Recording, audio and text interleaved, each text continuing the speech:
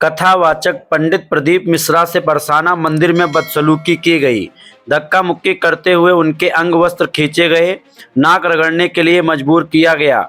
लोग चिल्ला रहे थे कि नाक रगड़वाओ, कान पकड़वाओ। प्रदीप मिश्रा शनिवार दोपहर बरसाना पहुंचे।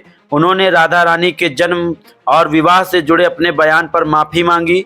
मंदिर में उन पर इस बात के लिए दबाव बनाया गया कि नाक रगड़कर माफी मांगी जाए। इस घटनाक्रम के दौरान पंडित मिश्रा असहज दिखे। आखिरकार उन्होंने मंदिर में नाक रगड़कर माफी मांगी, दंडवत प्रणाम किया। इसके बाद मंदिर से बाहर निकले, हाथ जोड़कर ब्रजवासियों का अभिवंदन किया।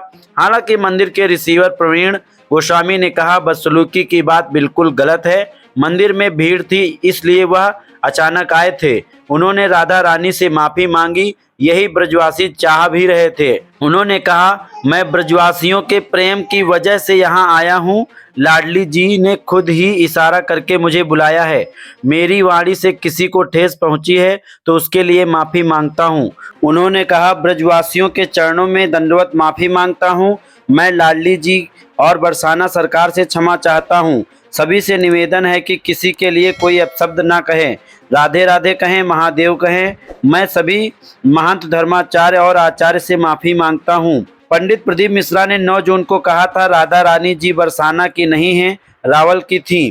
पंडित प्रदीप मिश्रा ने 9 जून को ओमकारेश्वर में विवादित बयान दिया था। कथा के पहले दिन प्रवचन के दौरान उन्होंने कहा था, राधा रानी का नाम भगवान श्री कृष्ण की 108 पटरानियों और 16,000 रानियों में नहीं है।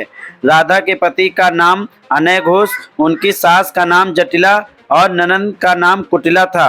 राधा जी का विवाह छाता में हुआ था। उन्होंने कहा था, राधा जी बरसाना की नहीं हैं, रावल की रहने वाली थी। बरसाना में तो राधा जी के पिता की कचहरी थी, जहां वह साल भर में एक बार आती थी। पंडित प्रदीप मिश्रा का ये प्रवचन वायरल हुआ तो संत ब्रजधाम के लोगों ने विरोध किया। सबसे ज्यादा तल्ख टिप्पणी प्रेमानंद महाराज की तरफ से आई थी। उन्होंने कहा, राधा जी के बारे में तुम्हें पता ही क्या है, तुम जानते ही क्या हो। अगर तुम किसी संत के चरण रज का पान करके आते तो तुम्हारे मुख से कभी ऐसी वाणी नहीं निकलती।